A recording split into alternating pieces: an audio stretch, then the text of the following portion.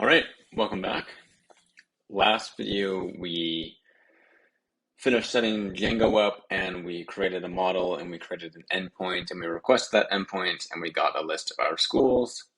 So now with this video, I'm going to switch over to React. We're going to get a React app set up and we're going to try and make make that API request so we can connect a React app and our Django REST framework API.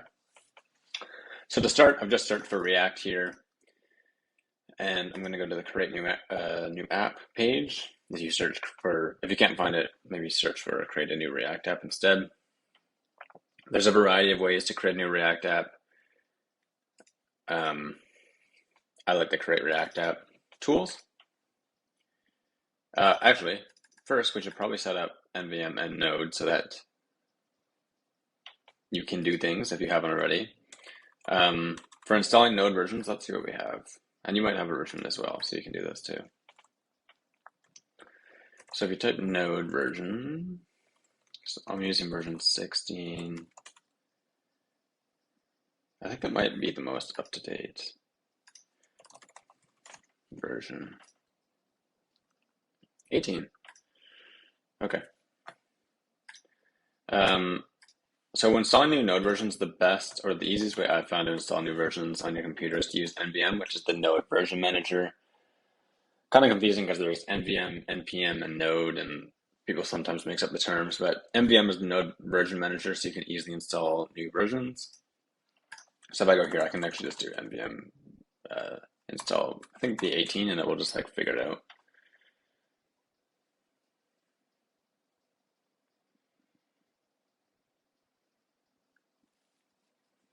Okay, so now if we do, yeah, so if I do NVM list, I'm saying node version manager list my versions, and it's pointing to 18, and if I run node version, once that command finishes, you can see that I am using 18, so that's how you get node working. Use NVM, run the install, and then if we're using a different node version and you just need to switch, you can do so NVM list, you can do NVM use, and I can just do like v16, and it will switch to 16. So if I do node version now I'm using 16, but we want to use 18, so.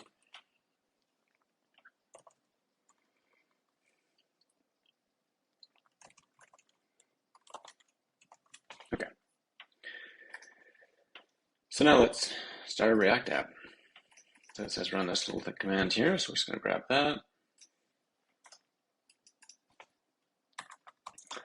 You want to run this command in the folder wherever you're doing this project. You don't want to run it in the Django project that we already started. So if I just switch, you can see I'm in the app template folder.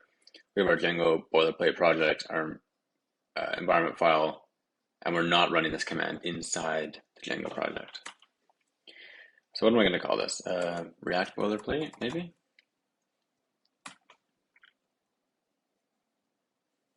Creating a new React app. It's doing all the things for me.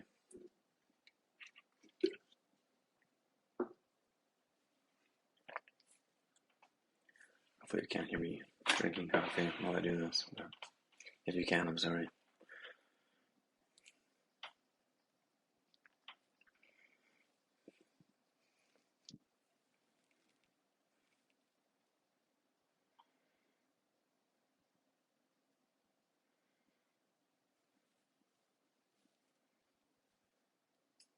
There we are. Now what am I supposed to do?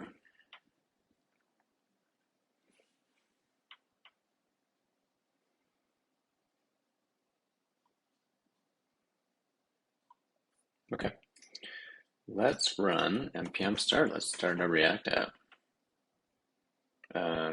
Let's change into our React app, and then let's run npm start.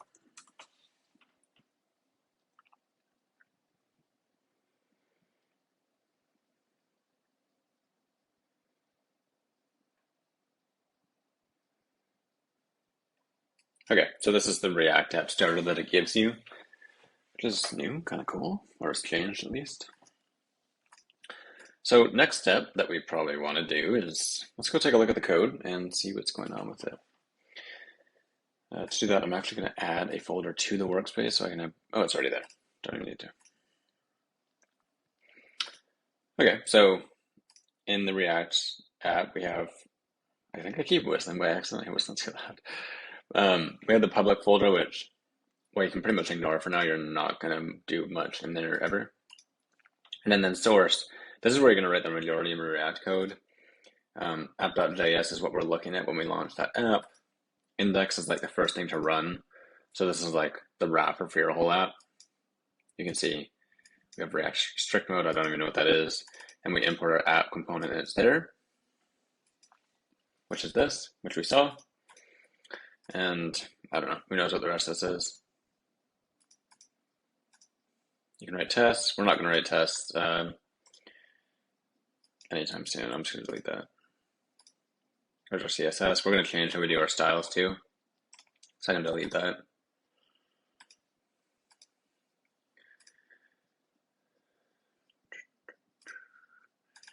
And it's probably going to complain about that, so we'll get rid of that. I'm surprised. I thought you used to be able to like specify all the packages you want. Like I want like TypeScript with my React, or my TypeScript and like other stuff.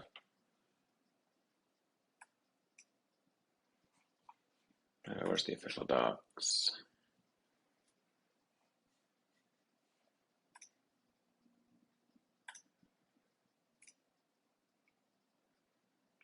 Oh, there's like templates. Okay.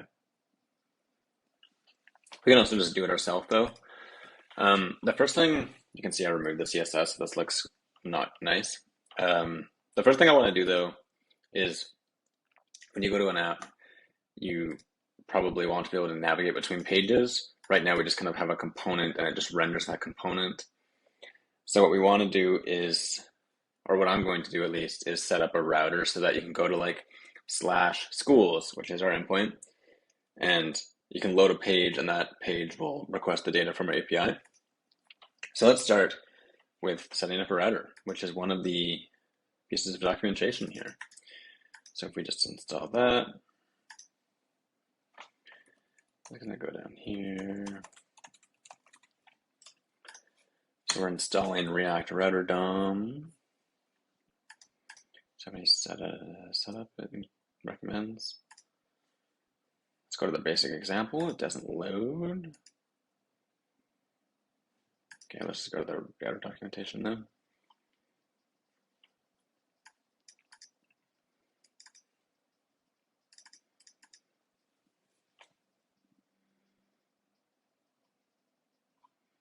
Okay, I'm just going to copy all of this. So instead of loading our app page when we load the app, we want to load our router.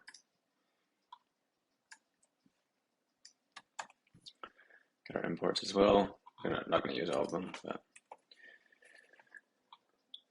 And generally when you're importing things, at least I like to, we'll set up a linter at some point, but I like to put library imports at the top and then like our project imports below that. But here we go. You can see they add a navigation in their router. We don't need to do that right now, at least. Switch looks through its children routes and renders the first one that matches the current URL. So this is our router. We're gonna have a few pages. We're gonna have our home page, which should be at the bottom, which it already is. And maybe we'll have a schools page, and let's start with that. So router's imported from that package we just installed. So is switch, so is route, link we're not using right now. And app, this is actually, okay. So when you go to the schools route, we're loading the users component, which doesn't exist, so it's gonna error out. If you go to the main route, you're loading home, which doesn't exist, so it's gonna error out. But we could just put our app in here for home right now. And switch was not found in React Router DOM. Just gonna comment out user so we can get rid of that error for now.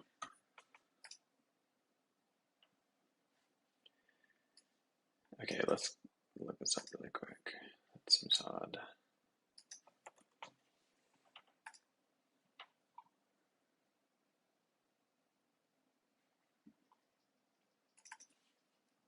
documentation's old. We like that, so just switch with routes. And if we check our terminal again, that's loading successfully. If we refresh, we see nothing, which we will figure out in a second. So hypothetically, we should be loading the path here and loading our app, which we have imported. Let's see if I'm missing something in the documentation.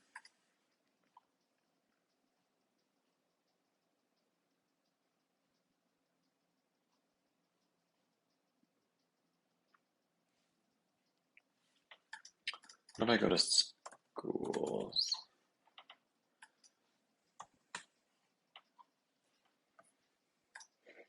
Let's simplify our app code as well. So we just went to the app file, and I'm just going to put in a hello world as we do. Don't need the logo. And also, we're going to use function components, so you can do like every component is actually just a variable. So you're saying const app equals this, which returns this, which has a render method.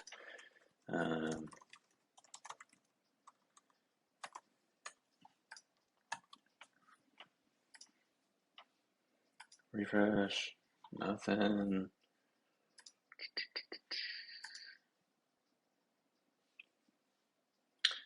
I wonder if we're running into issues with the strict mode thing.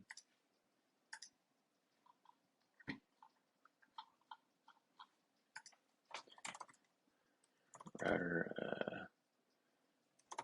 setup.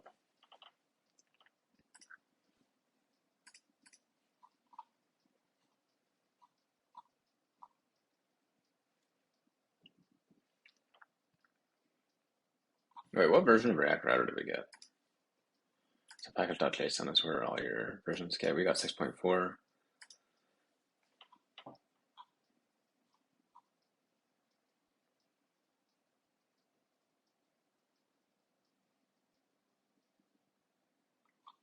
This documentation is for some version. It's hard to tell. Is it going to tell me somewhere?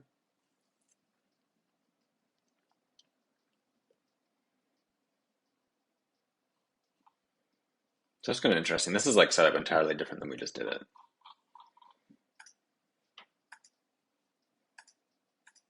This is V5. This must be V6, which is what we're using. So we just did it wrong. Let's see what they're doing.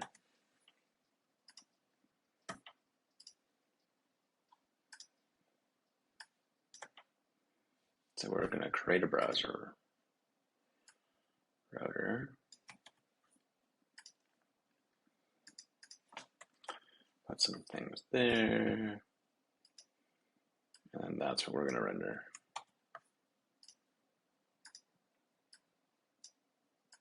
Just put that all in there.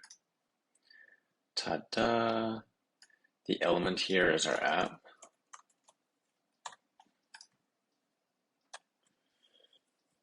All right, let's see what that does for us.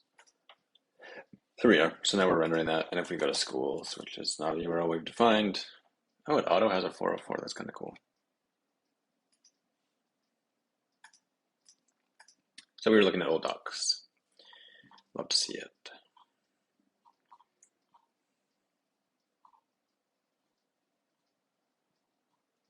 Is there anything else?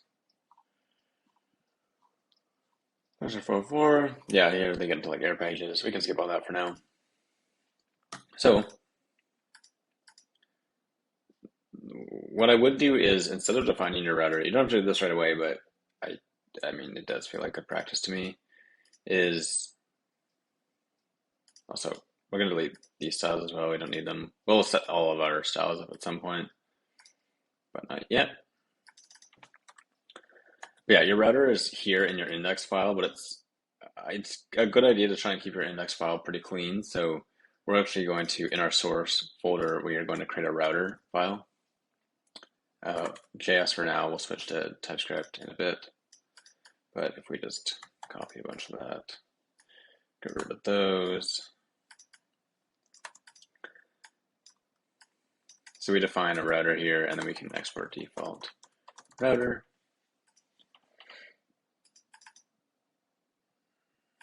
Oh, we don't even need like much in here.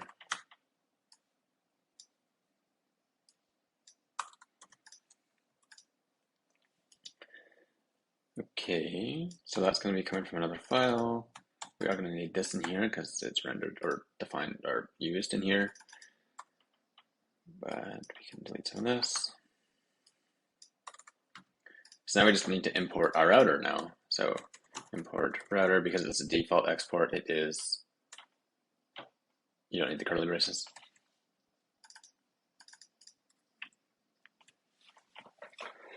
Okay, and then we just plug it in there, and this should still all load correctly. So if we refresh, we're still getting hello world. Hell yeah. And so now let's organize our source file folder a little bit. What I like to do is create a folder for views or pages. Something like pages is a bit more, like, it kind of makes sense when you read it. And then you might have a library, or let's do components, where you're going to store all your reusable components that you're going to use throughout the app. And we can stop there. That's a good start. One of our pages is this app file here, so we're just going to move that in there. If you don't get this automatically update imports thing, then you will have to update your import in your router, so it refers to pages. But yeah, app doesn't really make sense as a page, right? So we're going to rename that home. And I think we want that to be lowercase. And then we're going to create another page, which we're going to make the API request from, call it schools.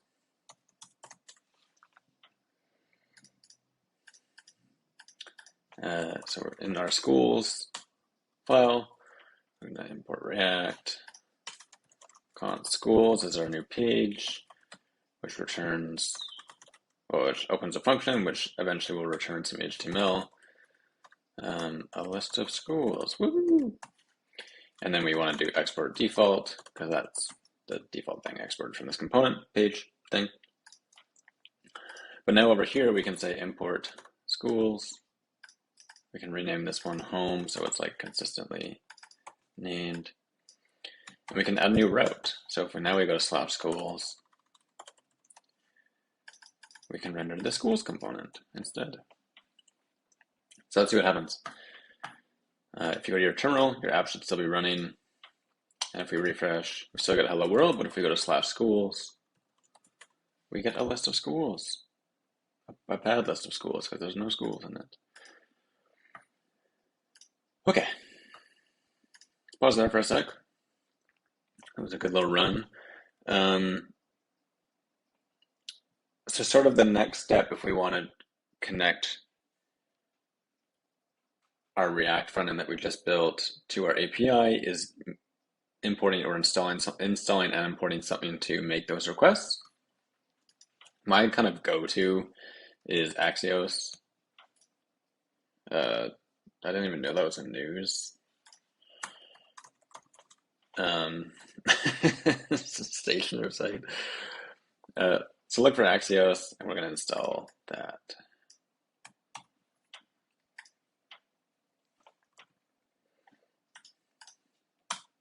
Oops, I don't know what the little curly guy is. What does the curly guy do? It's not even, is that a secret character hidden from me? It's like one of those horror stories where you're like, if you copy something from the web and put it in your terminal, you'll lose everything. Which is like, I don't know, hypothetically true. Okay, so we install Axios. Now, so what Axios allows you to do, if you read through this documentation, that's probably a good idea, is you can make requests to, well, you can probably do a lot more than even I understand, but you can make requests of different HTTP method types to URLs, to certain addresses with certain data. And what we're going to do is we're going to make a GET request to our API, and we're going to get some JSON data, hopefully. And yeah, well, actually, before we do that, you can set up Axios in a way to like keep your code dry and just handle it really well. We're going to create a new folder in our source folder called plugins. Plugins might not be the best name for this, but I've seen it a few times, so I kind of rolled with it. But we're going to create like our own a client for our API, or like an instance of Axios that is just set up for our API. Because hypothetically, with these big projects, you might be using multiple APIs, and they might have different setups, essentially. So we're going to create a plugin called I don't know, what do you use as a name? Instance, and they don't give it a name. What is the name of our API? Is it a schools API? Let's do that. Let's call it that. So schools API.js. We're going to we're going to import Axios, which should work, hypothetically. Saying hypothetically, we're going to stop that. And then if you just copy this code from the Axios documentation, so we're importing Axios and we're creating an instance of it. The base URL here for now is just going to be a hard-coded localhost at 8000/API, because that is where we're going to have our API set up. Eventually this will be an environment variable though, or however we decide to set it up. We don't need a custom header right now. Let's say none of our requests can take more than 2 seconds. And let's export default instance. So now we have Axios set up to always make requests from our API with this instance of it. So if we go back to our schools file, we can import our schools API from plugins schools API. And now we want to make this request. And when do we want to make this request? Let's make this request when the page loads. So if it's still true in this version, use effect, anytime you see use, I think in React it's a hook, so use effect is a hook. And one of the ways you use effect is when your component loads, do something. So that's the format for kind of your use effect setup. This is where we do things. These square parameters, you can say like do the things when these parameters change, but if there's nothing in here, it just runs at once when the component loads, when the page loads, which is what we want. So when the page loads, we just want to get our schools. So we're going to create a method called getSchools. It's going to be asynchronous.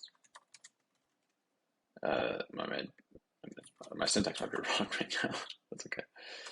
And we're going to call our getSchools method. And in our getSchools method, we are going to try and make a request. So we're going to use our schools API, and we are going to get schools. And this schools parameter actually gets appended to our API instance. So if we go back to this, it gets appended to this. So the URL is longer than this. Yeah, that's going to be our response. We're going to wait for it to return because making requests is an asynchronous task, so it might take a while. And then we'll set up our errors in a bit here. But, oh no, request failed. So we get this response and we'll do something with it. But for now, let's actually remove that. And we're just going to see if this runs. We're going to see what happens because that's what we do. And it's going to drive someone crazy that I just like ignore these notifications. Do you want to install the recommended version of Python? No. You might want to do it. I don't really feel like it right now. Okay, talking fast, moving fast. So let's open up our inspector. And we're going to try and make a request to our API. And I already know this is going to fail because our API isn't even running. So we refresh. makes a request to type with 3,000. No. Oh, here we go. So I tried to make a request to localhost 8000/API/schools, and did it even, what was the response? Did it even finish? No, it just failed because of a cors issue. Cors, the best thing in the world. I don't even know how to fix, like, I'm surprised it hits cors before it's like, that API doesn't exist, but I guess that makes sense because it's like trying to make the request. Anyway, let's try and fix this. So, I mean, cors, a lot, you'll run into it a lot, and you only have to fix it once, and then you're smooth sailing from there. But let's set up cors. I know Django has a cors like headers package, which just like makes this easy. So let's install that. And before we do, we're in our React project right now. We're going to jump back. We're jumping back to Django right now. So make sure you have a terminal open with your Django application running. You'll want to activate your environment so that you're only installing packages in your environment for this project. There we go. Okay, so now I can install wait, did that? Okay, yeah. So install cors-headers. We're going to set it up in our settings. So we're going back to the Django application. You're going into your project, you're going into your settings file, and we now have a cors line here with double brackets. We're going to add linters next because this is going to get chaotic with our different formatting with quotes and stuff. But okay, make sure you add the trailing comma. You will also need to add this middleware before the common middleware. So there's a middleware setting somewhere in the settings. So before the common one, we now have our cors middleware. So from the cors app, here's the thing, and these are all from the Django app. Yeah. Okay. Should we place as high as possible? Blah, blah, blah, blah, blah. Configure this. We'll see if it fails. You must set at least one of the 3 following settings.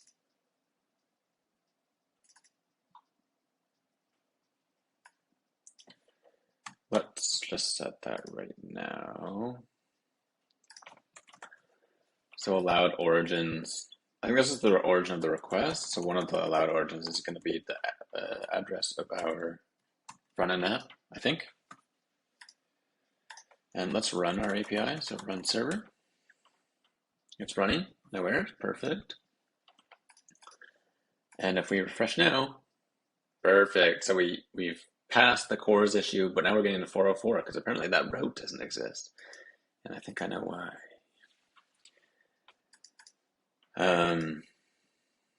And that's probably because it doesn't exist. One thing that change I made without kind of making it progressively is if you go to /schools, that's our API. I'm going to put it behind an API route, so it's always API/schools, which doesn't exist, but that is the URL we tried to hit. So let's just change our API so that they're all prefixed with API like that. So now our route will be API/schools. We refresh that. That's how we get our schools. If you go to our app when we refresh, the response is a 200 to schools. If we look at our response, it's an object with a name, a high school, which is one of our schools. So if we take a pause there, we now have a React app set up with axios. It's making a request to the Django API that we created, and the Django API is saying at this endpoint, we want to fetch all the schools and return their name, which is awesome. We've kind of got like the 2 components working together now. And now that we've spent a bit of time coding, like we were doing a lot of configuration, and now we've been coding a little bit. We've got some functionality working. With the next video, or even, yeah, with the next video, I'm going to take some more time doing some configuration. So we're going to set up linters so that our code is super clean and nice, and I don't have to think too much when I'm writing code, like adding semicolons or different formats for various things. We're going to add TypeScript, so we're going to have types on the front end. And then once we do that, I think we'll go back into coding, and maybe we'll get like a UI library going. Oh no, we'll get some sort of styling tools working so that we can style our app, and then we're going to try and get like a UI library working, and then we're going to start building out a page, and we're going to try and list these schools in a nice, pretty way, and then. And I'm just talking about the whole outline, and then we'll build some forms, and you'll be able to add schools in your React app rather than in that Django admin panel that we did previously. But for now, I think I'm going to pause there. That's a great place to pause. Good job, and I'll catch you in the next one.